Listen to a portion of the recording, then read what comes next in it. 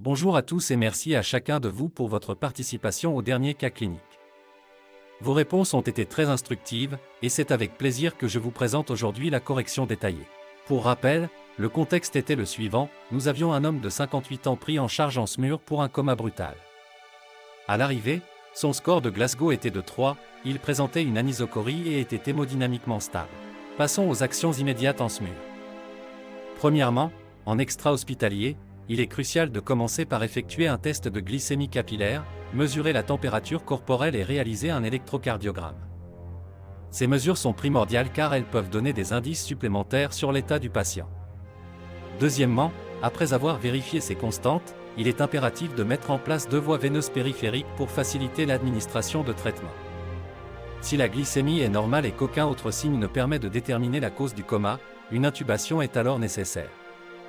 Cette intubation est suivie d'une sédation et de l'administration de solutés hypertoniques ou de mannitol, tout en surveillant l'anisocorie pour évaluer l'efficacité du traitement.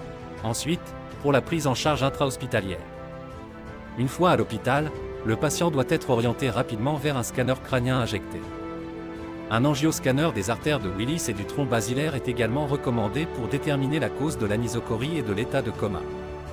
Par ailleurs, un examen tomodensitométrique abdominal et pelvien devrait être réalisé pour écarter d'autres pathologies ou complications éventuelles. Quant aux stratégies selon l'étiologie, plusieurs cas de figure sont possibles. Si un saignement est identifié, le patient doit être orienté immédiatement vers la chirurgie ou une unité de réanimation neurologique.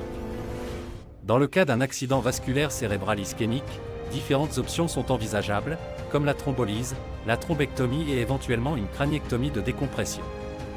Si le scanner est normal, le patient est orienté vers une réanimation médicale ou un dosage détoxique, un électroencéphalogramme et une tentative de réveil peuvent être envisagés. Pour conclure, le diagnostic final de ce patient était une rupture d'anévrisme cérébral avec une inondation tétraventriculaire. Malheureusement, cela a conduit à une mort encéphalique. Néanmoins, un prélèvement multi-organes a pu être réalisé, ce qui a permis de sauver plusieurs autres vies.